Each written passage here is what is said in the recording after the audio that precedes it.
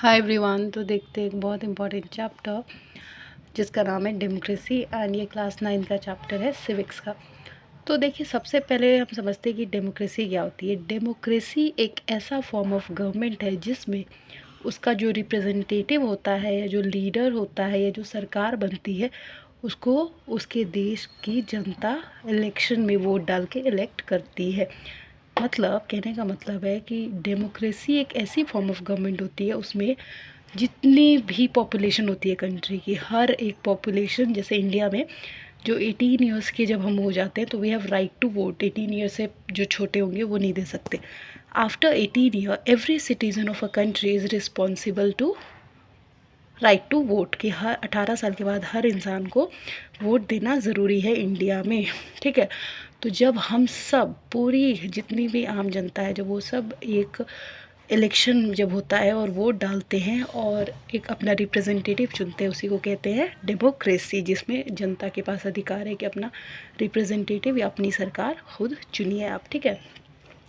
देखिए, डेमोक्रेसी का फीचर जो है ना अलग अलग होता है। अब ये नहीं कि जैसे अब मैंने बोल दिया कि डेमोक्रेसी में होता है कि जो देश के सिटीजन्स होते हैं वो खुद अपनी रिप्रेजेंटेटिव को चुनते हैं। तो हर जगह ऐसा नहीं होता, लेकिन फिर भी वो फॉर्म ऑफ गवर्नमेंट जो है डेमोक्रेसी मानी जाती है।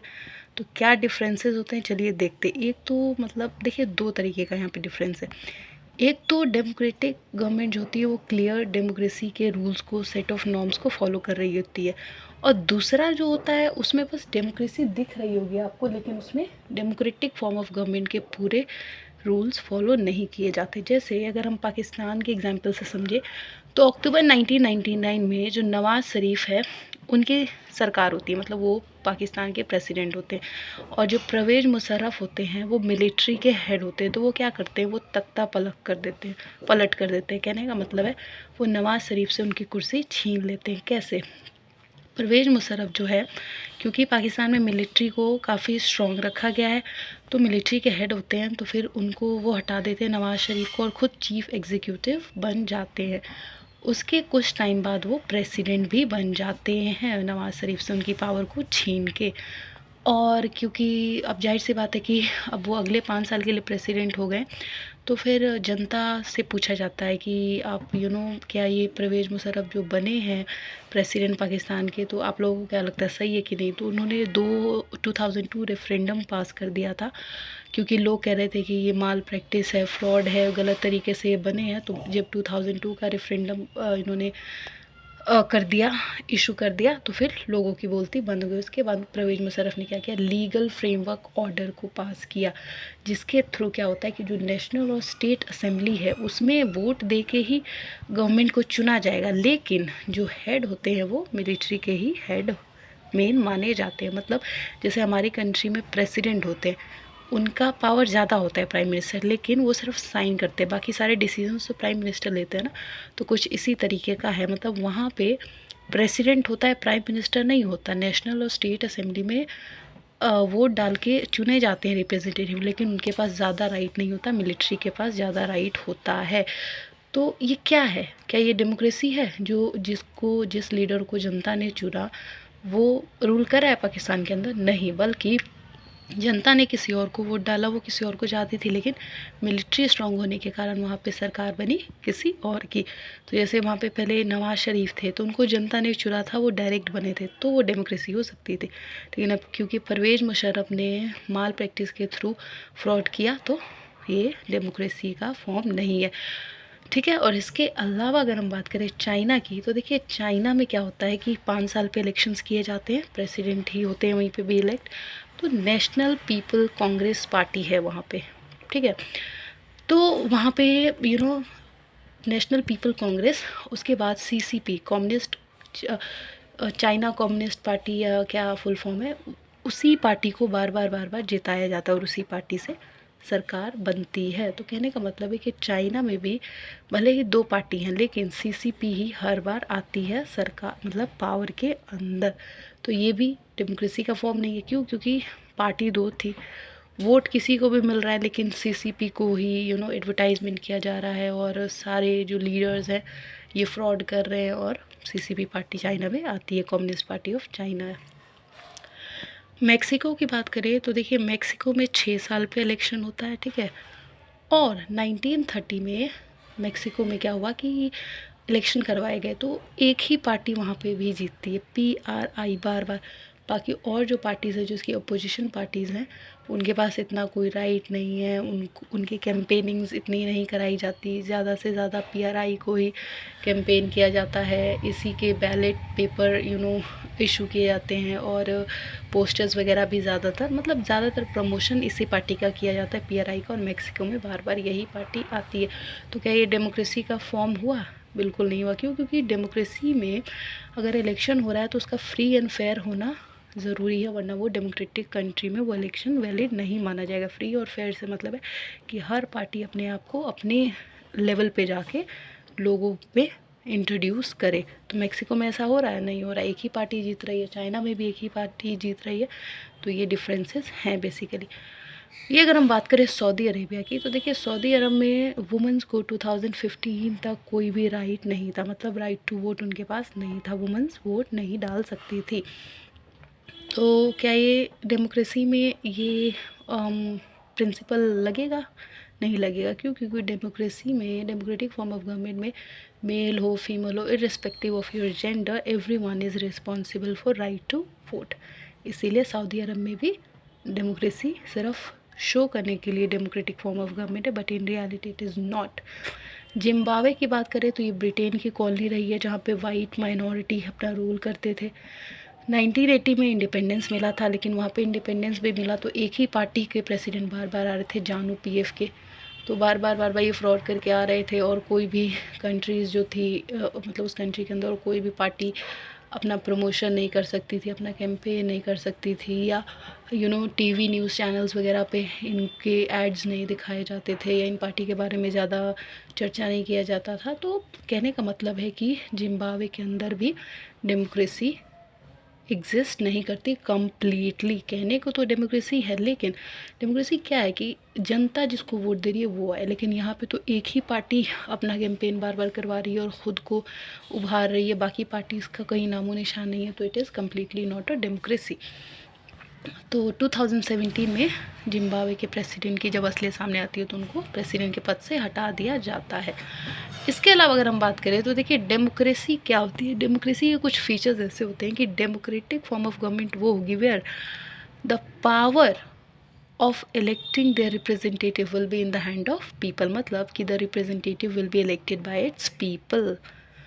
और होगा इसमें डेमोक्रेटिक फॉर्म ऑफ गवर्नमेंट का एक और इम्पॉर्टेंट फीचर होता है कि the election should be free and fair. Free और फेयर मैनर में इलेक्शन होने चाहिए, कोई भी धोखाधड़ी नहीं करनी चाहिए, वरना वो election democratic form of government में वैलिड नहीं होगा। It will be a fraud kind of election. और नेक्स्ट जो फीचर है डेमोक्रेटिक फॉर्म ऑफ गवर्नमेंट का है, डेमोक्रेसी का, वो है वन वोट वन वैल्यू। मतलब एक वोट का एक ही सम्मान किया जाएगा या समझा जाएगा। मतलब ये नहीं कि एक वोट डाल दिया उसको आप 2-3 के बराबर गिन रहे, नहीं, वन वोट है वन वैल्यू। इसके अलावा एक और है कि रूल विद लिमिट। कॉन्स्टिट्यूशन में कुछ लॉज एंड राइट्स दिए गए हैं और डेमोक्रेसी में जो गवर्नमेंट चलती है उस पर कुछ लिमिट्स लगाए जाते हैं। डेमोक्रेटिक फॉर्म ऑफ गवर्नमेंट जो है वो ज़्यादा अकाउंटेबल होती है, मतलब अपने लोग, क्योंकि लोग चुनते हैं उसको, तो रिस्पॉन्सिबल होती है। अगर हम जनता चाहे तो सरकार से सवाल पूछ सकते हैं कि ऐसा क्यों हो रहा है। जैसे मान लीजिए ज़रूरत से ज़्यादा आज के टाइम पे इन्फ्लेशन है, महंगाई है, तो हम चाहे तो हम मोदी जी से क्वेश्चन कर सकते हैं कि क्यों इतनी महंगाई बढ़ रही है, because we have elected him as our representative to represent India at world level और to work for our welfare. तो हमारे पास पूरा पूरा राइट है, ठीक है। तो डिसएडवांटेज भी कुछ इसके होते हैं, जैसे लीडर्स बार बार चेंज करना, हर 5 ईयर्स के बाद इलेक्शंस करवाने होते हैं तो बार बार लीडर्स चेंज होते हैं, ठीक है। इसके अलावा पॉलिटिकल कंपटीशन काफ़ी ज़्यादा होता है। ऐसा तो नहीं होता कि बस एक ही पार्टी हो रही है डेमोक्रेसी में। तो डेमोक्रेसी के अंदर यही खास फीचर होता है कि इसमें more than one party exist करती है, मतलब मल्टी पार्टी सिस्टम देखने को मिलता है डेमोक्रेसी के अंदर। तो पॉलिटिकल कंपटीशन बना रहता है और इसमें मोरालिटी काफ़ी कम हो जाती है, क्योंकि जाहिर सी बात है सब अपने जीत के चक्कर में कहीं ना कहीं जनता का जो अधिकार होता है वो भी दबा देते हैं।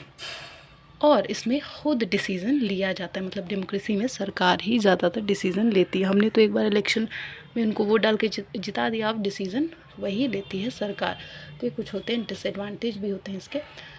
और इसके अलावा एक और भी अच्छी बात होती है डेमोक्रेसी में कि जो माइनॉरिटीज़ के राइट है उसको भी ध्यान दिया जाता है कि माइनॉरिटीज़ के राइट को प्रोटेक्ट किया जाए। जैसे हमारी कंट्री में SC ST के लिए रिजर्वेशन है, तो ये अगर मोनार्की होती तो क्या वहाँ पे ऐसे फीचर्स देखने को मिलते हैं? नहीं मिलते। सिर्फ डेमोक्रेसी के अंदर ही ऐसे फीचर्स देखने को मिलते हैं जहाँ पे माइनॉरिटीज़ के राइट को प्रोटेक्ट किया जाता है।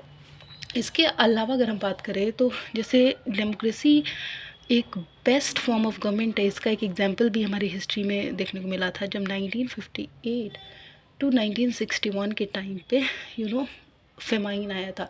तो काफ़ी उस टाइम पे इंडिया में डेमोक्रेसी होने के कारण हमारी कंट्री में ज़्यादातर लोग नहीं मरे थे। वेरस चाइना में क्योंकि एक ही पार्टी CCP बार बार आती है, एक तरीके का मोनार्की था, तो काफ़ी ज़्यादा मात्रा में लोगों की मौत हुई थी।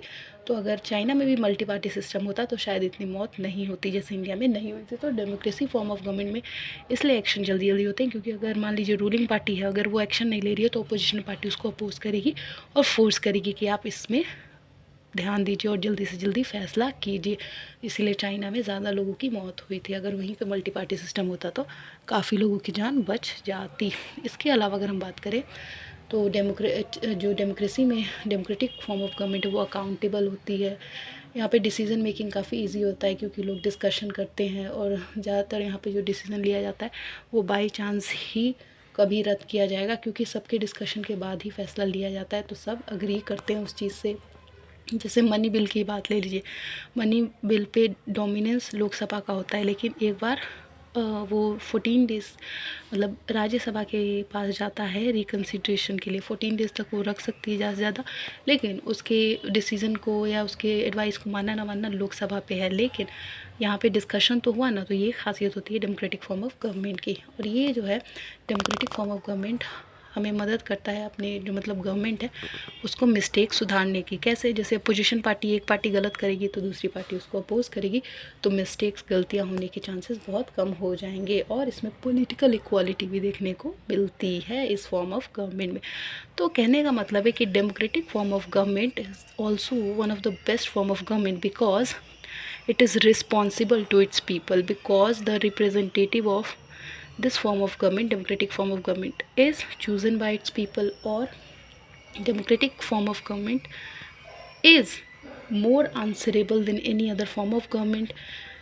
In democratic form of government, there are more than one party system in which the party are having discussion which make the decision goes for long time, where decision are not easily what जहाँ पे decision जल्दी से रद्द नहीं किए जाते।